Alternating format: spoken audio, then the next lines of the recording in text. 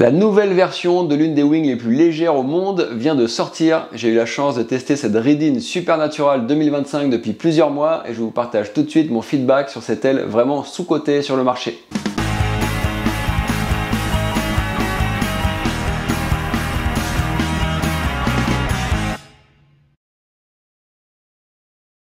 Salut les copains et les copines, oui je sais, je vous ai un peu saoulé dernièrement avec des vidéos de para-wing, de windsurf et de kite, mais aujourd'hui je vous souhaite à nouveau la bienvenue sur la Water Sport Zone pour une nouvelle vidéo de wingfoil. Allez, l'an dernier j'avais vraiment kiffé l'ultra légère Reedeen Supernatural et j'ai eu en test depuis plusieurs mois la nouvelle version de cette aile pour 2025. Je vous détaille donc ce qui a évolué et comme d'hab les points forts et les points faibles que j'ai retenus sur cette wing. Donc allez, on attaque avec le descriptif produit. Déjà super réussi dans l'ensemble en 2024. La Supernatural 2025 s'inscrit dans la continuité du millésime précédent en termes de philosophie de design, puisque l'assemblage en coupe verticale a par exemple été conservé. L'an dernier, la chasse au poids avait été intense, ce qui avait d'ailleurs permis un résultat assez incroyable en termes de légèreté. Et voilà, ça se confirme cette année et on est toujours sur une wing hyper légère. Sans doute la plus légère du marché hors wing en Alula ou Dyneema. Donc pour donner un exemple, là avec poignée, la 4 mètres de cette année elle pèse 2,3 kg. La 3,8 de l'an dernier elle faisait 2,2 kg. Donc elle a pris un peu de surface et aussi 100 grammes. Mais pour donner un ordre d'idée, une Strike Alula 4 mètres sans poignée, 2,2 kg. Donc cette année, le choix des matériaux est aussi conservé avec son polyester haute ténacité, caractéristique sur le bord d'attaque, au détail près que cette année, les bandes de fibre de carbone viennent en renfort sur le devant de cette partie structurelle de l'aile.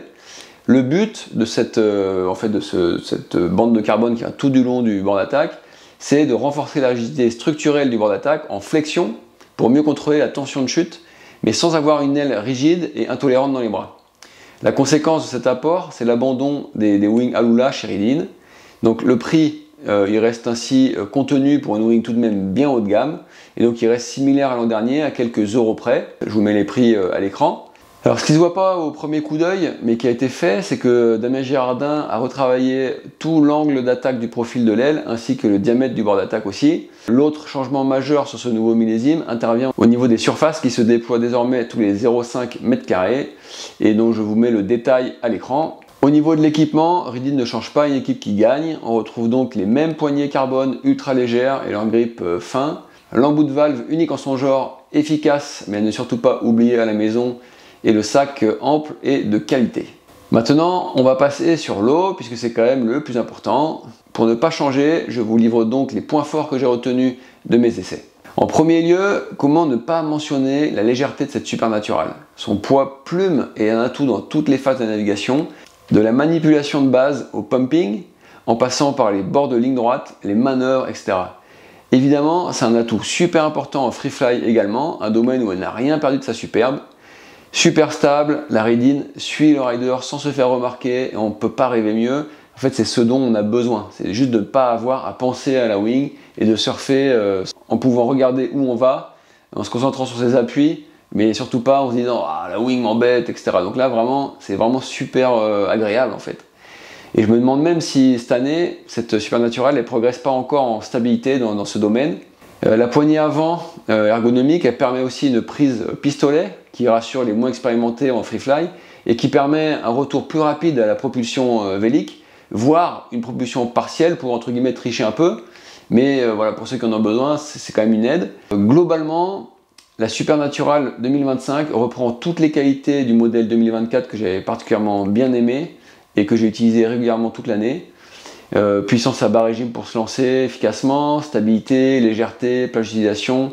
La Supernatural conserve vraiment ses points forts de 2024. Et je vous invite d'ailleurs à regarder la vidéo de l'an passé pour les redécouvrir. Vous pouvez les regarder, je vous mets le lien ici.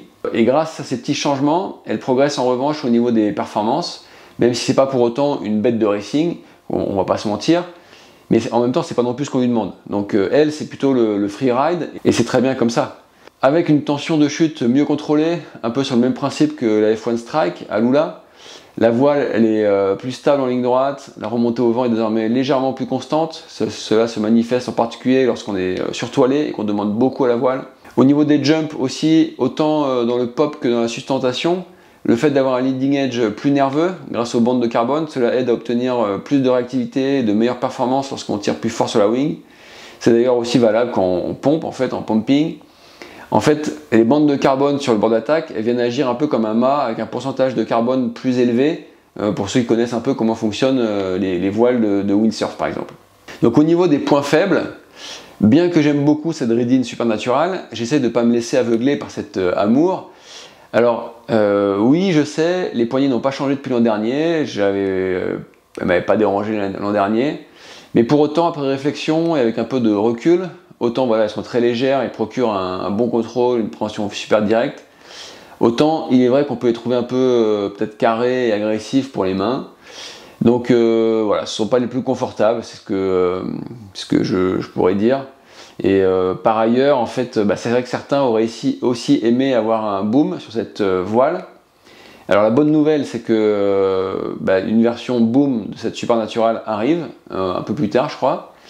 Mais par contre, il faudra choisir entre soit une wing avec des poignées, soit une wing avec boom. Il n'y aura pas la possibilité, a priori, d'après les informations que j'ai aujourd'hui, ça peut encore changer, mais je crois pas. Il n'y aura pas la possibilité de passer en fait sur la même wing de un système à l'autre. Par ailleurs, toujours puissante, ce qui est un vrai point fort, cette Reedine n'est sans doute pas celle qui libère le mieux sa puissance en haute plage d'utilisation. Donc voilà, pour dresser le bilan, en fait la Reedine nouvelle version est toujours une de mes wings préférées pour mon utilisation personnelle, à savoir un savant mélange de remontée au vent, de quelques sauts ou tricks vite faits, et de longs free fly ponctués de jibe, tax et autres manœuvres. Sa légèreté, cette Reedine, est régalée à chaque instant et c'est vraiment super agréable.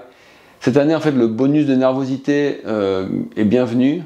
Ces bandes de carbone permettent de profiter de meilleurs perfs sans que le prix ne s'envole comme celui des versions Alula et qui plus est avec un confort général plus important.